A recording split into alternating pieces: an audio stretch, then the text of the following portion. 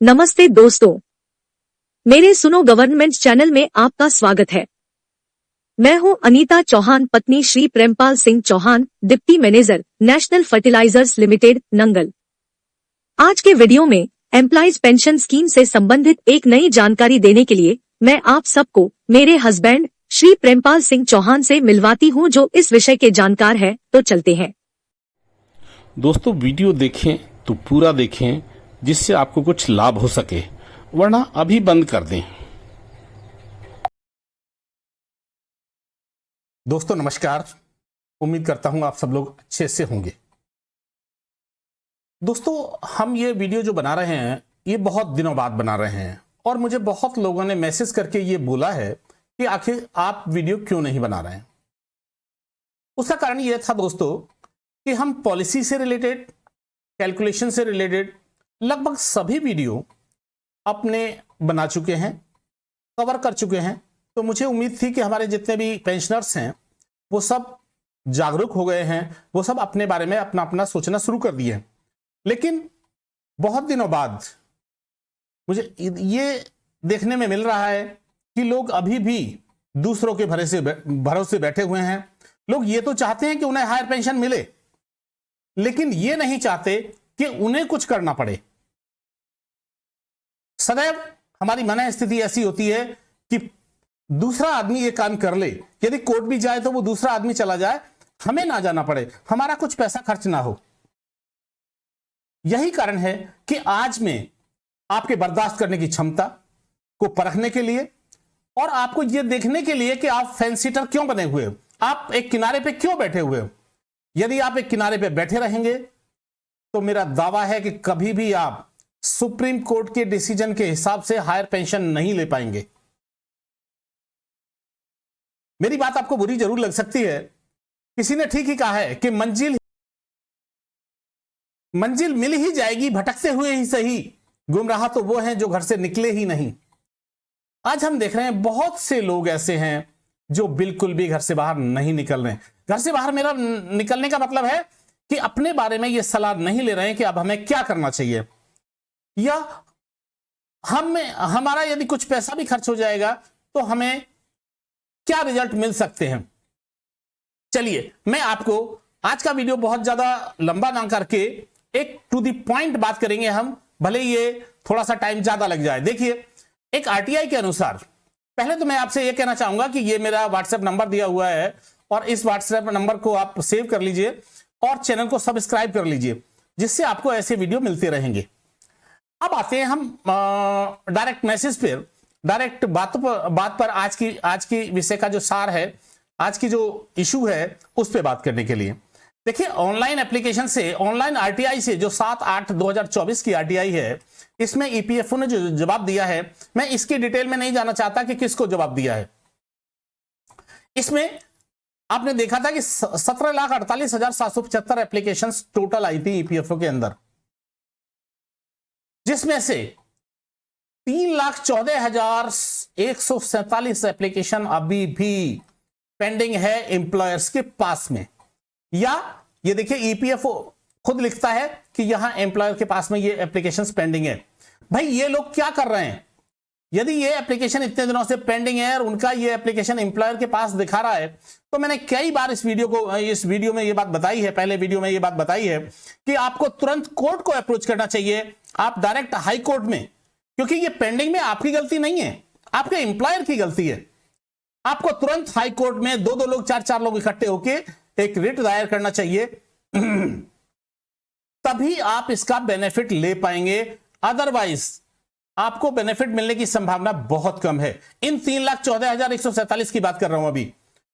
भाई, आपके एम्प्लॉयर के पास ये एप्लीकेशन पेंडिंग है, टाइम निकल चुका है। ईपीएफओ ने जो गाइडलाइन दी थी, जो टाइम के लिए एक लास्ट डेट दी थी, वो निकल चुकी है। उसके बावजूद भी यदि इन एप्लीकेशन को फॉरवर्ड नहीं किया गया है और इसमें आपकी कोई गलती नहीं है, तो आप तुरंत कोर्ट को अप्रोच कीजिए और कोर्ट को ये रिट दायर कीजिए, कोर्ट को बताइए कि इसमें हमारी कोई गलती नहीं है, इसमें एम्प्लॉयर को दंडित किया जाना चाहिए। Employers can be punished, employers should be punished, but we are not having any mistake at our end. इसलिए हमें हर हाल में कोर्ट में अप्रोच करना ही चाहिए इन 3,14,147 लोगों को। अब आगे की बात करते हैं। ईपीएफओ में जो एप्लीकेशन इनको घटा दें तो एप्लीकेशन रिसीव हुई है 14,34,628, जिसमें से 89,000 के अप्रॉक्स लेटर इशू किए जा चुके हैं। इसके बाद भी किए गए हैं, इस 7-8 तक की डेट की ये है, इसके बाद भी किए गए हैं ऑर्डर। हो सकता है वो 1 लाख ऑर्डर हो गए हों, डिमांड लेटर जारी किए जा चुके हों और 8,400 लोगों को पेंशन मिल चुकी है और 1,48,000 पेंडिंग नहीं, रिजेक्ट कर दिए गए हैं ईपीएफओ द्वारा। यानी आज की डेट में इन लोगों को भी, यदि इनको ऐसा लगता है 1,48,434 लोगों को कि हमारी इसमें रिजेक्शन में हमारी कोई गलती नहीं है, पहले आपको यह ढूंढना पड़ेगा यदि आपकी गलती है तो आपको एप्लीकेशन कोर्ट भी आपकी कंसीडर नहीं करेगा। लेकिन यदि एम्प्लॉयर की गलती है तो आपकी ये रिजेक्शन में भी एप्लीकेशन कंसीडर हो सकती है। इसलिए आपको भी अपने एडवोकेट से मिलके आपको हर हाल में इन 1,48,434 लोगों को भी कोर्ट्स में मिलके, एडवोकेट से मिलके हर हाल में इनको केस करना चाहिए। लेकिन मेरी सलाह यह है कि आप पहले अपने लेवल पे ये चेक कर लें कहीं इसको आपके रिजेक्शन में आपकी गलती तो नहीं है। आपकी गलती कैसी हो सकती है? जैसे आपने लास्ट डेट तक फॉर्म ही नहीं भरा, जैसे आपने लास्ट डेट तक पैसा ही जमा नहीं किया। ईपीएफओ में यदि आपने डिमांड लेटर इशू हो चुका है और आपका फॉर्म रिजेक्ट हो, आपने पैसा जमा नहीं किया तो भी आपका फॉर्म रिजेक्ट हो जाएगा। अब हम बात करते हैं, टोटल एप्लीकेशन बचती हैं आज की डेट में 12,86,194, 194, 12,86,194। जो इतने पेंशनर्स हैं जो वेट कर रहे हैं अपनी हायर पेंशन का, इन सब लोगों को मेरी सलाह यह है कि आप तुरंत ही अपनी एक एसोसिएशन बनाकर लोगों को इकट्ठा करके अपने ईपीएफओ को अप्रोच कीजिए। एक एक लेटर लिखिए कि मेरी पेंशन क्यों नहीं दी जा रही है, मेरी पेंशन क्यों स्टार्ट नहीं की गई है। और यदि ऐसा नहीं होता है तो आपको भी तुरंत कोर्ट को अप्रोच करना चाहिए। इसमें से यदि लोग आप कोर्ट को अप्रोच नहीं करेंगे तो आप निश्चित मानिए आपको पेंशन हो सकता है 2 साल बाद मिले, हो सकता है 3 साल बाद मिले, लेकिन ऐसी उम्मीद है कि मिल जाएगी। लेकिन तब तक आपको इंटरेस्ट कितना एक्स्ट्रा पे करना पड़ रहा है? लगभग एवरेज जो मेरी कैलकुलेशन है उसके हिसाब से हर व्यक्ति को 10 से 15,000 रुपए, 17,000 रुपए इंटरेस्ट हर महीने एक्स्ट्रा पे करना पड़ रहा है ईपीएफओ को। इससे बचने के लिए हमें हर हाल में कोर्ट का सहारा लेना ही पड़ेगा। और मेरी सभी लोगों को यह सलाह रहेगी, जितने भी लोगों के इवन पीपीओ भी इशू नहीं हुए हैं, आप तुरंत ईपीएफओ को लेटर लिखें। और यदि लेटर क्या लिखें जी, लीगल नोटिस दें। आप ईपीएफओ को लीगल नोटिस दें कि सुप्रीम कोर्ट के डिसीजन के बावजूद, टाइम निकल जाने के बावजूद आपने हमारा डिमांड लेटर क्यों नहीं इशू किया है, आप इमीडिएट उसे इशू करें। और यदि आप ऐसा नहीं करते हैं तो आप निश्चित मानिए कि आप पेंशन खो सकते हैं। अब मैं आता हूं अगले इशू पे। ये तो रहा एक आरटीआई की मैंने बात की है। मैं आपको कि ईपीएफओ की हिम्मत कहां से बढ़ती चली गई। आप देखिए, जब सबसे पहले ईपीएफओ ने जो एम्प्लॉयज पेंशन स्कीम है उसकी पैरा 12A और 13 को समाप्त किया था, तब हमारे यहां किसी भी व्यक्ति ने उस पर कोई भी कोर्ट केस नहीं किया गया आज तक। हम कोर्ट केस कब करते हैं? हम कोर्ट केस तब करते हैं जब आपका एम्प्लॉयर आपकी बात नहीं मान रहा है, जब आपका एम्प्लॉयर या गवर्नमेंट आपकी बात नहीं सुन रही है। तब हमें अंतिम सत्य यह है कि हमें कोर्ट में, जिस तरह एक मृत्यु अंतिम सत्य है हमारी जिंदगी का, उसी तरह कानून पाने के लिए, न्याय पाने के लिए कोर्ट भी एक अंतिम सत्य ही है। और यह हमें मान के चलना पड़ेगा, क्योंकि इस देश के अंदर जो ऑफिसर्स बैठे हुए हैं, जो मैनेजमेंट बैठी हुई है, जो सरकारें बैठी हुई हैं, उनकी मानसिकता आज भी अंग्रेजों जैसी है कि वो आपको कुछ भी देकर खुश नहीं है। सिर्फ वो आपके वोट पाना चाहते हैं, आपको देकर खुश नहीं है। और यही रीजन है कि आज तक सुप्रीम कोर्ट का डिसीजन लागू नहीं हुआ है। इसके लिए हमें फिर वापस कोर्ट में जाना पड़ेगा। हां, अब मैं ये बात कह रहा था कि जिस दिन ये 2008 में, आप देखिए 2008 में ये सर्कुलर निकला था और 2008 में हमारे 2 इशू पॉलिसी से खत्म कर दिए गए थे, जिसमें 12A और 13 इनको खत्म कर दिया गया था। और हमने किसी ने भी कोई आवाज नहीं उठाई। क्यों खत्म किया गया था? मैं आप ये 12A और 13 क्या थे? ये 12A और 13 थे। देखिए ऑप्शन ऑफ द कंपटीशन, ये ईपीएफओ पॉलिसी है। ईपीएफओ पॉलिसी के अंदर कंपटीशन का ऑप्शन जो हमें दिया गया था, इसको खत्म कर दिया गया था। And option of return of capital, ये भी खत्म कर दिया गया था। यानी हमारी जितना भी ऑप्शन इस पे पेंशन अमाउंट इकट्ठा होता था ईपीएफओ, ये ईपीएफओ के अंदर पॉलिसी थी कि आदमी चाहे तो अपना फंड वापस ले सकता है, कुछ सम इंटरेस्ट के साथ, कुछ जो भी कंडीशंस थी, लेकिन इन दोनों चीजों को खत्म कर दिया गया। दूसरा और क्या खत्म किया गया? एक चीज ये खत्म की गई कि 3% से 4% किया गया।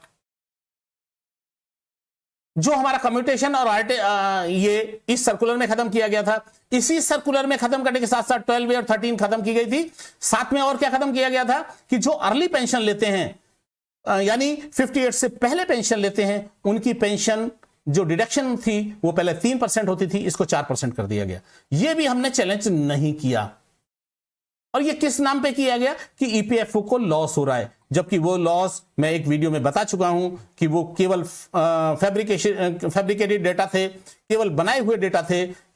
एक्चुअल डेटा से उनका कोई लेना देना नहीं है। एक्चुअल में तो ईपीएफओ हर साल, पिछले साल ही ईपीएफओ ने 52,000 करोड़ केवल इंटरेस्ट कमाया है, और ईपीएफओ हमारे पैसे पर 15 से 17% इंटरेस्ट कमाता है, जबकि हमें लौट उसके रिटर्न में केवल 8% देता है। अब मैं आपको और चीज बताना चाहता हूं कि आपको ये मैंने आरटीआई एप्लीकेशन की बात की, कंपटीशन की बात की और पॉलिसी की बात की। अब मैं आपको एक चीज बताना चाहता हूं कि आप देखिए कि ये ईपीएफओ ने एक सर्कुलर, इंटरनल सर्कुलर जो फरवरी 14 को जारी किया था, इसको किसी ने भी आज तक पूरे ऑल ओवर इंडिया, केवल एक जो पता लगा है मिस्टर वीआर बालू हैं, उन्होंने, वीआर बालू ने चैलेंज किया है। इस सर्कुलर को किसी ने भी चैलेंज नहीं किया। हालांकि ये सर्कुलर नहीं है, और ये वीआर बालू के केस में भी एर्नाकुलम केरला हाई कोर्ट में ये कहा है ईपीएफओ ने कि ये सर्कुलर इंटरनल सर्कुलर है, इंटरनल सर्कुलेशन है, ये कोई सर्कुलर नहीं है, इसलिए इसे स्टे नहीं किया जा सकता। यानी इन्होंने पूरा कैलकुलेशन का मेथड ही चेंज कर दिया है।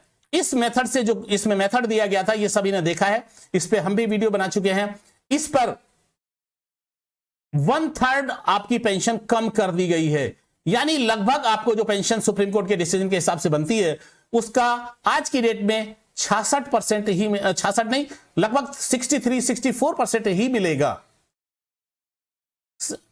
1/3, लगभग 2/3 पेंशन मिलेगी। 1/3 पेंशन आपकी गायब कर दी गई है। आपकी पेंशन कम करने के लिए यह फॉर्मूला लाया गया है, जबकि ना ही इसको आज तक सर्कुलेट किया गया है और ना ही यह सुप्रीम कोर्ट के ऑर्डर में है। तो ये निहायत गलत है। यदि हम इसको चैलेंज नहीं करेंगे, जिस तरह मिस्टर वीआर बालू ने चैलेंज किया है, तो हमें 1/3 पेंशन गंवानी पड़ेगी। हमें केवल 2/3 पेंशन यानी 64 से 66% पेंशन ही मिलेगी, जो सुप्रीम कोर्ट के हिसाब से बनती है उसकी।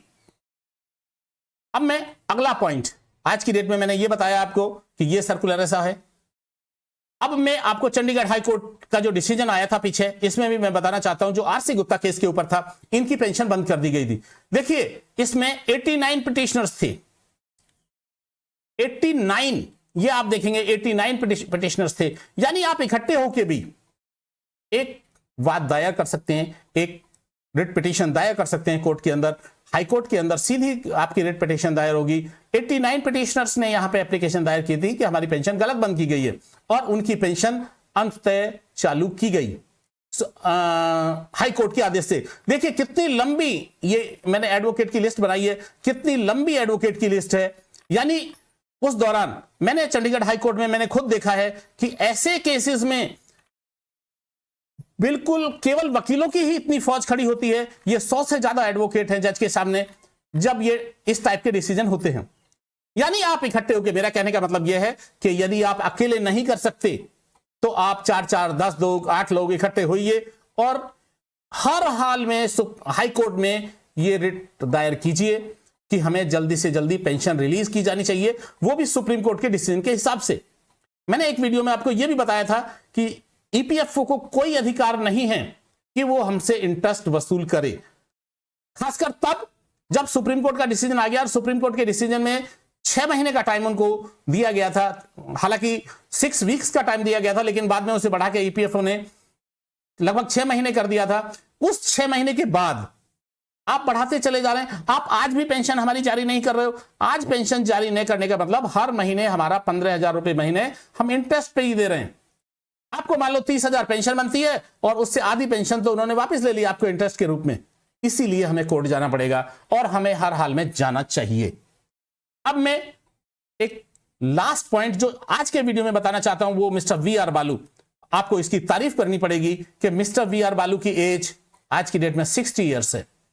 ये मिस्टर वी आर बालू, इनकी एज 60 ईयर्स है। इन्होंने इस ही सर्कुलर को, जो ईपीएफओ ने सर्कुलर जारी किया था पेंशन 1/3 करना घटाने के लिए, उस सर्कुलर को चैलेंज किया है। और उस सर्कुलर को चैलेंज करने के बाद देखिए इन्होंने 4 एडवोकेट खड़े किए हैं। यानी ऐसा नहीं है कि इन्होंने इनका पैसा भी लगा होगा, 1 लाख 2 लाख रुपए लगे होंगे, इन्होंने उसकी परवाह नहीं की। हम ना पैसा लेके आए हैं और ना पैसा मरने के साथ लेके जाएंगे, यह सत्य है। इसीलिए पैसे को यहीं खर्च कीजिए, अपने अधिकार के लिए खर्च कीजिए। और मिस्टर बी आर बालू से हमें यह सीखना चाहिए कि इनकी एज 60 है और इन्होंने उस सर्कुलर को चैलेंज किया है और इन्होंने अपनी पेंशन पूरी मांगी है सुप्रीम कोर्ट के डिसीजन के हिसाब से। इसीलिए फिर मैं आप सब लोगों से यह निवेदन करूंगा कि पेंशन पाने के लिए हमें तुरंत उन लोगों को भी जिन लोगों की एप्लीकेशन पेंडिंग है, उन लोगों को भी जिनकी रिजेक्ट कर दी गई, उन लोगों को भी जिनकी एम्प्लॉयर ने एप्लीकेशन फॉरवर्ड नहीं की है, इसमें हमारी कोई गलती नहीं है। और जब आपकी कोई गलती नहीं होती, ये फैक्ट है कि आप जीतते हैं। आज जब आप मेहनत करने निकलेंगे तो आप जीतेंगे, आप हर हाल में जीतेंगे। इसका विश्वास रखिए और आप हर हाल में कोर्ट को अप्रोच कीजिए। कोर्ट ही डिसीजन दे सकता है, क्योंकि जैसे चंडीगढ़ हाई कोर्ट के केस में हुआ है, लगभग 2 साल पहले उन्होंने 1.5 साल पहले, कुछ केसेस 2024 के हैं, कुछ 2023 दिसंबर वगैरह के हैं। 2024 के केसेस को ही इतनी जल्दी, यानी लगभग 1 साल के अंदर उनका डिसीजन आ गया और ईपीएफओ को उनको पेंशन जारी करनी पड़ रही है। हम ये मान के चल सकते हैं कि आज आप केस करोगे हाई कोर्ट में। और हां, एक बात और बता दूं, पेंशन के केसेस प्रायोरिटी पे सुने जाते हैं हाई कोर्ट में। ये हाई कोर्ट की अपनी गाइडलाइन है कि जो पेंशन के केसेस हैं वो प्रायोरिटी पे सुने जाते हैं। यदि आप देखेंगे मिस्टर बालू के केस में, इस केस को खोल के देखिए आप, इस केस को इन्होंने 2024 फरवरी में, इस केस को 29th डे ऑफ फरवरी इसकी फर्स्ट हियरिंग थी और लगभग 14 फरवरी को इन्होंने रिट दायर की थी। यानी फरवरी से लेकर अब तक इनकी 11 हियरिंग हो चुकी हैं। आप यकीन करेंगे, 11 हियरिंग हो चुकी हैं अभी तक, फरवरी से लेकर अभी तक, यानी लगभग 9 महीने में 11 हियरिंग हो चुकी हैं इनकी। इसका मतलब इससे यह सिद्ध होता है कि पेंशन के केसेस प्रायोरिटी पे सुने जाते हैं। इसीलिए हम सबको तुरंत इसको अप्रोच करना चाहिए और तुरंत अपनी पेंशन पाने के अधिकार को सुरक्षित करना चाहिए। मैं फिर वही कहूंगा कि एक जो मैंने पहले पढ़ा था कि मंजिल मिल ही जाएगी भटकते ही सही, गुमराह तो वो हैं जो घर से निकले ही नहीं। यदि आप घर से नहीं निकलेंगे तो आप कुछ भी नहीं पा पाएंगे। मैं समझता हूं जो मैं मैसेज देना चाहता हूं आज की डेट में वो बहुत क्लियर है और हमें तुरंत इस ओर कार्रवाई करना चाहिए। बहुत बहुत धन्यवाद। आज की यह वीडियो आपको कैसी लगी कमेंट करके जरूर बताएं। इस वीडियो को देखने के लिए धन्यवाद। लाइक और सब्सक्राइब करें, बेल आइकॉन जरूर दबाएं।